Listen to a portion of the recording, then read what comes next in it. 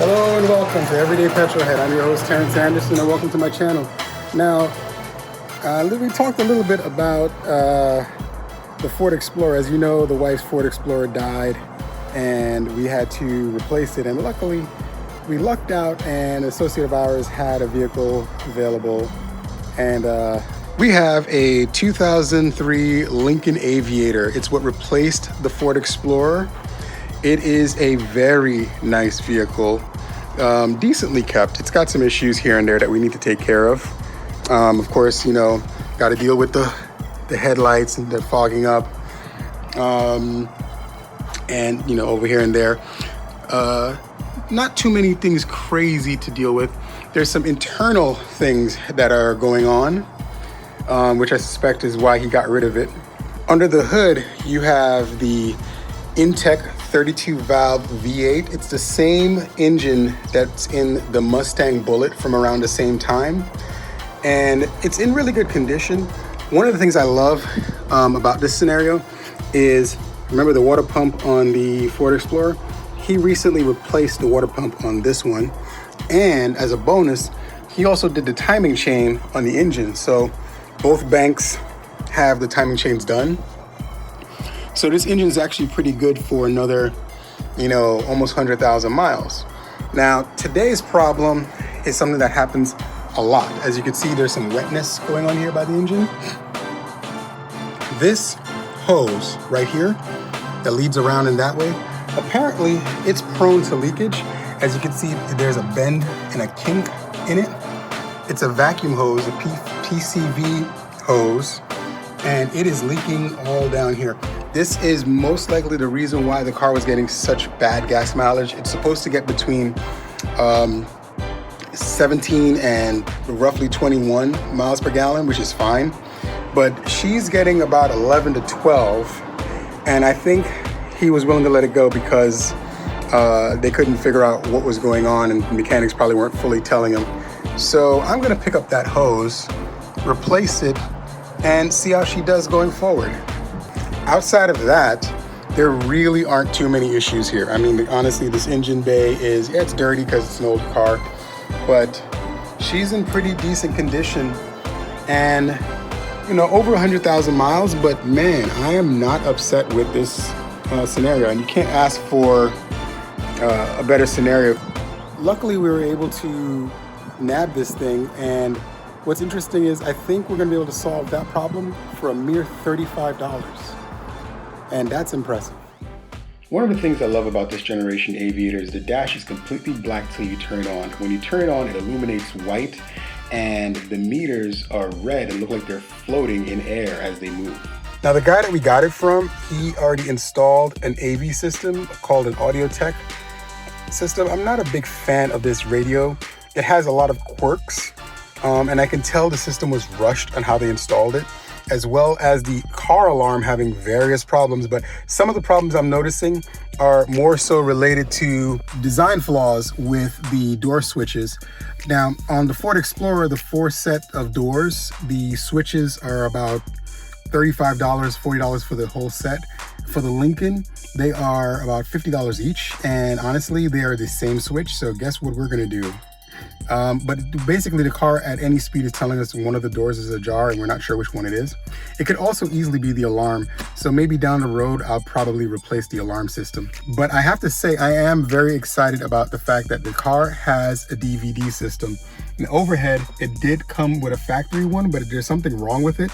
I haven't been able to figure out what's wrong with it, but that doesn't matter because he replaced it with TVs in the headrests, and the kids are happy. Now, undoubtedly, the best thing about this car is the fact of how deep and cavernous it is, even though it's not the Navigator. You can call it the baby Navigator. You know, it's supposed to be the same dimensions as the Ford Explorer, but I swear it's a little bit bigger. The legroom in the front and the middle row is so spacious, and there's still enough room all the way in the back. My middle child actually comes in, climbs over the center console, and goes all the way to the back, and she's so excited, buckles herself up. She's so happy to be able to be back there. I think at some point we're probably gonna have to put a pair of TVs in the back as well. Again, that's like a minor upgrade. I think it's like $100 for like a moderate one, $200 for a good set. not that expensive of a thing to do. And luckily I know how to wire that all up to this. I think I'm gonna have to replace the head unit though, because like I said, it has some problems. The good thing about the head unit is the fact that it has a compact flash drive. So right now we're running this movie from a digital download from when we bought this, and it's running on the SD card, and the kids love it. I mean, we just loaded up with a bunch of movies we purchased and good to go, and everybody's happy. For comfort, the car has heated and cooled seats. So back in 2003, they had heated and cooled seats. That's on the driver and passenger front seats. And I love that the window controls are right here. Sorry, the car's a little messy. We haven't had a chance to really clean it all the way up. It's just been really, really busy. But regardless, still, you know, a great buy.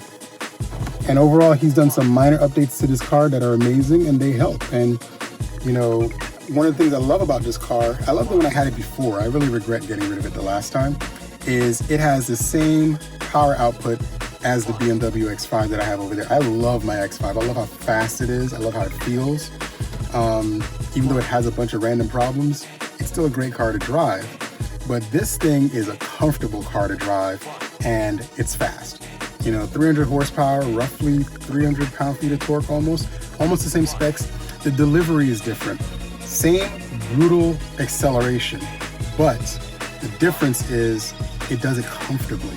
So you don't even notice you're really doing these things. Like you know, and I'm not gonna say it's like a rocket, it's not like that, but it still feels better than the Ford Explorer we had before. So that's a huge plus.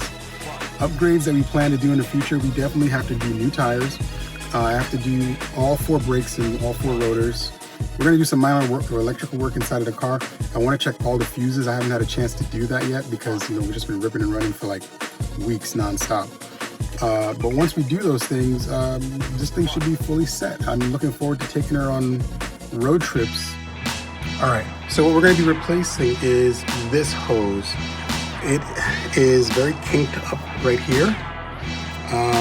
It's supposed to hold 4.3 bars of pressure at max, which it's holding none of that because it's hissing and it's causing oil to leak out and spill on top of the valve cover. And it wraps around to over here, right over here, behind the intake manifold.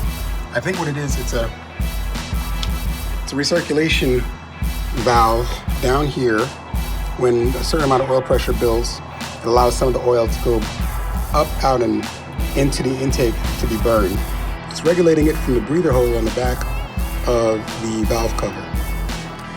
I kind of wish I caught that on video. I just turned the video off to make sure I could pull the hose, and it just came right off of this thing. Just checking to see if it's loose, which it doesn't look like it's loose. But this just popped right off. And you could see it's really worn and pliable from, you know, heat and whatnot. So yeah, of course this came loose and popped off. I don't know if this is the original one from 118,000 miles. This looks like it's an adapter. Like somebody added 2 hoses to adapt because they didn't want to buy the right part. So I bought the right part. So we'll take this out.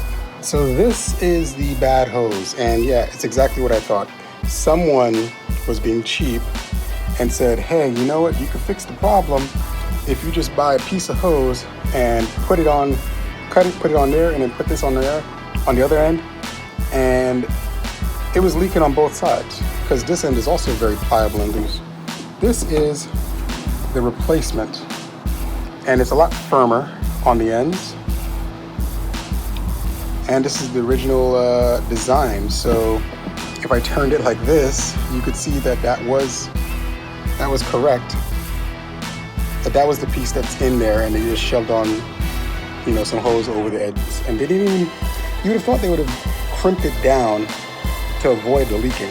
But no, nobody did that. And just like that, we're done. It's really, really easy. It was a push-on hose. The short end goes on this end, and the tall end, or long end, goes back here, down here. Kind of hard to see. But yeah, and it's a little plastic tubing between the 2 ends that bend. So that took care of that. And we're gonna see how the engine runs. Let's start her up. You know what? It's running a lot smoother than it was running when we first got it. And a simple solution. Cheap fix didn't solve the problem. And for $35, the car seems to be running smoother. We're gonna see if she gets better gas mileage.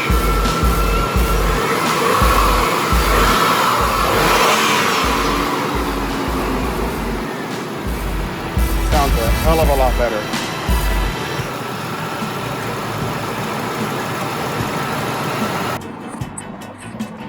So all that's left to do is to run it for a few days and see if there's any leaks, and also to see if it's running any better.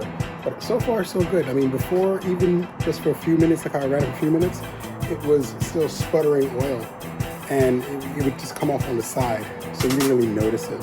But now, with a simple $35 hose fix, it looks like we're good to go.